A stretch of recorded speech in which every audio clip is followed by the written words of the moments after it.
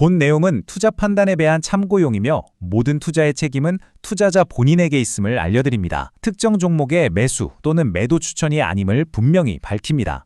자, 안녕하세요. 주식으로 세상을 이해하는 시간입니다. 요즘 시장에서 가장 뜨거운 섹터 중 하나가 바로 조선업이죠.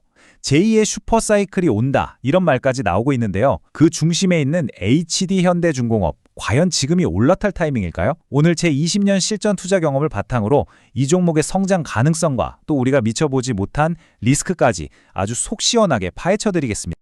혹시 2000년대 조선업의 그 엄청난 영광을 기억하시나요? 주가가 수십 배씩 오르던 그 시절 말입니다. 지금 시장 분위기가 딱 그때와 비슷하다는 기대감이 커지고 있어요. 하지만 제 경험상 역사는 똑같이 반복되지는 않더라고요. 이번 사이클은 과거와는 뭔가 결정적으로 다릅니다. 과연 이번 슈퍼사이클을 이끄는 진짜 동력은 무엇일까요? 자, 그럼 오늘 그 답을 함께 찾아가 보시죠.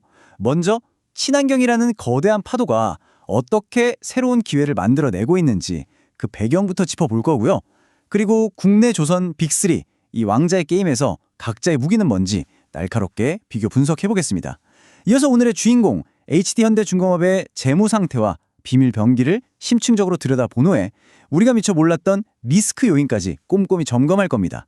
그리고 마지막으로 이 모든 걸 종합해서 우리 투자자들은 어떤 최종 전략을 세워야 할지 결론을 내려보겠습니다. 첫 번째 섹션입니다. 새로운 시대의 돛. 제가 이번엔 과거와 완전히 다르다고 말씀드렸죠. 과거 슈퍼사이클이 중국의 폭발적인 경제 성장 덕분이었다면 이번 사이클의 시작점은 바로 국제해사기구 IMO가 만든 아주 강력한 환경 규제입니다. 이게 그냥 환경보호합시다 수준의 캠페인이 아니라 아예 시장의 판을 새로 짜는 거대한 돈의 흐름을 만들어내는 게임 체인저라는 거죠. 자, 화면에 보이는 이 클락슨 신조선가 지수 좀 보시죠. 쉽게 말해서 새 배의 가격표라고 생각하시면 되는데요. 한동안 주춤하던 지수가 4주간의 정체를 딱 뚫고 다시 올라서는 모습이 뚜렷합니다. 시장에서는 연말에는 역사적인 고점 수준까지 갈 수 있다고 보고 있어요.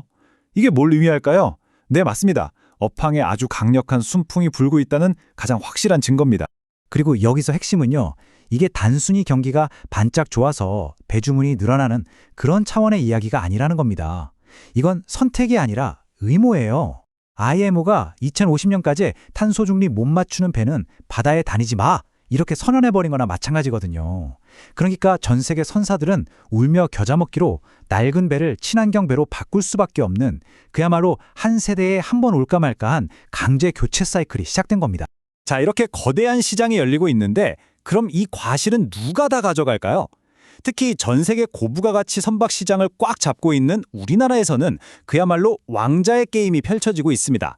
HD현대중공업, 하나오션, 삼성중공업, 이 빅3가 각자 어떤 필살기를 가지고 싸우고 있는지 한번 정면으로 비교해 보겠습니다. 화면에 보이는 표를 보시면 한눈에 각 회사의 특징이 들어오죠. 오늘 우리가 분석할 HD현대는 그야말로 압도적인 스케일이 무기입니다. 전체 13종류의 배 중에 11종류를 만들 수 있다니 이건 조선업계의 백화점이라고 할 수 있죠. 반면에 하나오션은 기술력, 특히 LNG 관련 첨단 기술에 강점이 있고요. 삼성중공업은 아주 복잡하고 어려운 해양 플랜트 분야의 전통적인 강자입니다. 각자 주력 무기가 명확하게 다른 셈이에요. 자, 그럼 이제부터 오늘의 주인공 HD현대중공업의 현미경을 한번 들이대보겠습니다. 과연 시장의 리더로서 경쟁자들과 격차를 벌리는 그 초격차의 비밀은 무엇일까요? 말보다 확실한 건 역시 숫자죠. 재무제표에 그 답이 다 나와 있습니다. 같이 한번 확인해 보시죠. 이 표, 정말 입이 떡 부러지지 않습니까? 다른 거 다 볼 필요 없이 영업이익만 한번 보세요. 2023년에 약 1,800억 원이었던 게 2027년에는 무려 4조 5천억 원에 육박할 것으로 추정됩니다. 와, 이게 몇 배죠? 거의 25배가 뛰는 거예요. 이게 바로 조선업 같은 수주산업의 무서운 점, 바로 영업 레버리지 효과라는 겁니다. 고정비는 비슷한데 비싼 배 수주가 꽉 차니까 이익이 그냥 폭발적으로 늘어나는 거죠.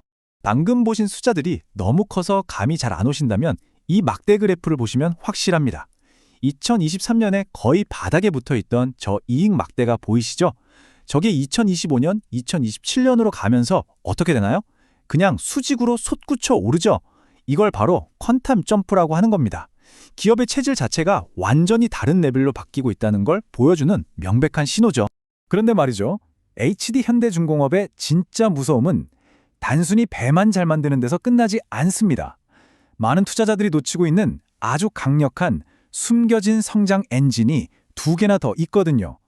이게 바로 이 회사의 진정한 경쟁력의 원천, 즉 해자, 모트라고 할 수 있습니다. 첫 번째 히든카드는 바로 이 엔진 사업부입니다. 화면에 보이는 것처럼 힘센이라는 이 엔진이 글로벌 중소엔진 시장의 35%를 차지하는 압도적인 1위예요. 근데 이게 더 대단한 건 그냥 엔진 한 번 팔고 끝나는 게 아니라는 점입니다. 마치 프린터 회사들이 프린터보다 잉크로 돈을 버는 것처럼 수십 년간 필요한 부품과 유지보수 서비스로 계속해서 돈을 벌어들이는 그야말로 황금알을 낳는 거위 같은 사업인 거죠. 이게 바로 교과서에 나오는 수직 계열화의 가장 완벽한 예시입니다. 배라는 껍데기만 만드는 게 아니라 그 안에 들어가는 심장, 즉 엔진까지 세계 최고 수준으로 직접 만드는 거예요. 이러면 뭐가 좋을까요? 당연히 원가 경쟁력이 생기고 납기도 맞추기 쉽고 심지어는 경쟁사인 한화나 삼성에도 이 엔진을 팔아서 돈을 벌 수 있다는 겁니다. 정말 대단하죠? 자, 그리고 두 번째 숨겨진 엔진, 바로 방산입니다. 이 사진 정말 의미심장합니다. 미국 최대 조선사인 헌팅턴 잉거스와 손을 잡았어요. 뭘 하려고요? 세계 최강이라는 미 해군의 함정을 유지, 보수, 정비하는 이른바 MRO 시장에 진출하겠다는 겁니다. 여러분, 이 시장이 얼마나 큰지 상상이 가시나요? 만약 이 사업이 본궤도에 오르면 HD 현대중공업의 기업 가치는 지금과는 완전히 다른 차원에서 평가받게 될 겁니다. 이게 그냥 꿈 같은 이야기가 아닌 게 이미 실력은 충분히 입증됐거든요. 필리핀에만 무려 10척을 수출하는 등 지금까지 총 20척의 군함을 해외에 판매했습니다. 명실상부한 K방산의 핵심 플레이어라는 거죠. 와, 여기까지 들으면 정말 당장이라도 투자해야 할 것 같죠?